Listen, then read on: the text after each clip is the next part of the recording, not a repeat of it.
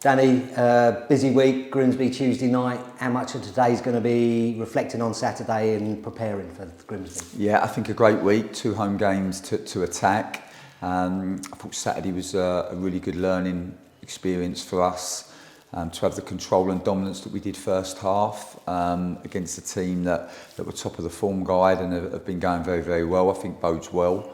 We did so much right in that first half. I think 76% possession. 20 shots at goal, real dominance in terms of expected goals as well. Need to be more clinical and ruthless in the periods where we dominate the game as much as we did. And then, second half, Harrogate came back into it, but we still had good chances and good moments in the game. But really for us, there was the learning was really clear. What we did really well first half, we just need to do for longer. And we need to play for 90 minutes. And I think for us to be braver for longer, second half we just didn't secure our possession as well off the first and second pass, and as a consequence we didn't quite find a rhythm. And then when you don't have that rhythm with the ball and that time with the ball, then your press gets less, and as a consequence of not having so much control of the ball, we weren't able to press as aggressively as we would like, and this gave us some challenges. But the great thing for us is that the learning was so clear, because you look at the first half performance and everything we want our team to be in terms of dominating the ball in the attacking half, we did. And now we just have to sustain that for longer, and that's the challenge for the group.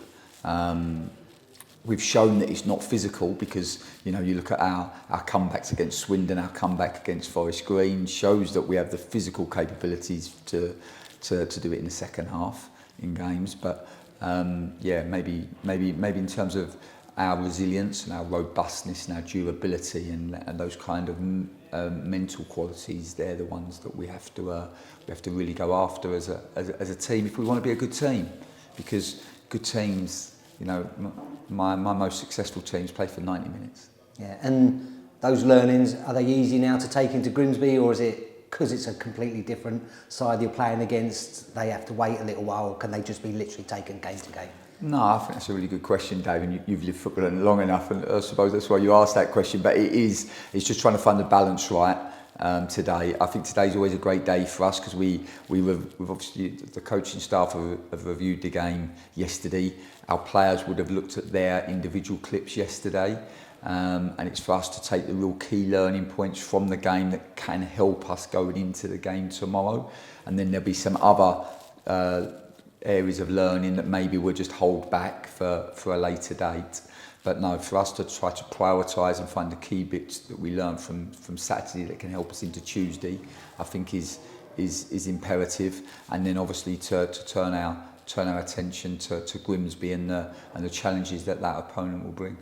And what are you expecting from a Grimsby side now? Another side that have changed their manager recently, very experienced manager now in charge of them. Yeah, we know Dave Artell well. His teams always like to dominate the ball. They like to control the ball and control possession and play through the thirds. You go back to sort of Dave Artell's best teams at Crewe, played with a real rhythm and a real fluency, and asked you a lot of questions against the ball. So I think a really good test for us. We are a team that is growing, and we have to take a lot of positives and a lot of confidence from the first half performance. But if we want to be a really successful team, we have to find that robustness and that resilience and that grit that you need to sustain the level of performance that we had in that first half. Because if we do that, then we'll win consistently. If you go and play like we did first half for 90 minutes, you'll win a lot of games of football at this level. Yeah, and one player that you've used in different positions, another new one for him on Saturday, Noah Chill, was sitting a bit deeper in that midfield area. Must have been really pleased with how he adapted to that new role. Yeah, Noah, I thought first half was exceptional. I thought he gave us a really good control of the game. I thought his positional discipline was really, really good. I thought he used the ball really well. He's got a fantastic range of passing. And he really connected the game for us, and of course always carries the goal for it. I mean, he has the shot from 25 yards on directly behind that, and credit to Belshaw, the Harrogate goalkeeper, because he must be one of the saves of the season. But a really good first half performance. But again, for Noah, like the rest of the team, it's about trying to do that for a longer and more sustained period. And of course, we know Noah is a talented footballer and normally when they're quite rounded as players, they can, and they've got quite good game intelligence, they can play in different positions. And the new players that have come in during January all seem to be settling in well. Are they doing exactly what you expected them to do now you're 3 or 4 games into seeing them? Yeah, I think the aim for us in January was to sign players that could impact the first team and make the first team better. And I think, you know, in Riley Harbottle and Jaden Richardson, in Harry Anderson and Alistair Smith, we've seen that. And I think that they've come in and I think that they've given us probably a little bit more experience. I think they've given us some physical and athletic qualities that we like, because we want to be a high energy team. And yeah, we've been pleased with the way that they've settled, not just on the pitch, but almost equally as importantly off the pitch, because we've inherited a really good group with a good togetherness and a good spirit and a good kind of social dynamic.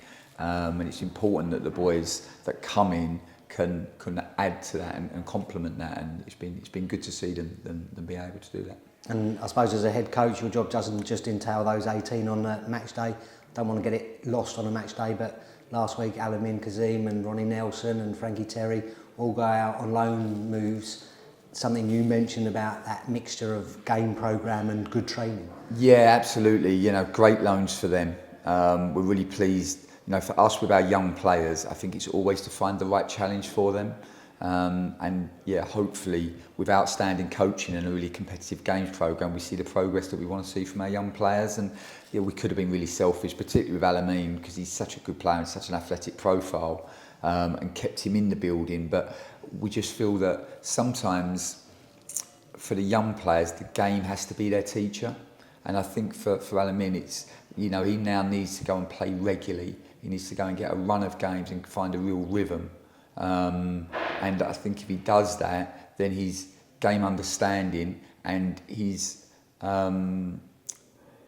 ability to use he's got these wonderful attributes, and he's just got to learn how to use them to their absolute maximum so that he can perform really consistently well. So it's a great loan for him in Ireland. Obviously he goes to a top team in Ireland, and that's a really competitive league. And yeah, with 2 left-footed centre halves in Frankie Terry and Ronnie Nelson, you know, sometimes particularly in that position, the development football can be really good in terms of improving the player's ability to build attacks, but sometimes it doesn't give you the same challenges, particularly dealing with direct balls and crosses in the box and kind of all of the ugly things that you need to develop if you want to be a really effective centre half.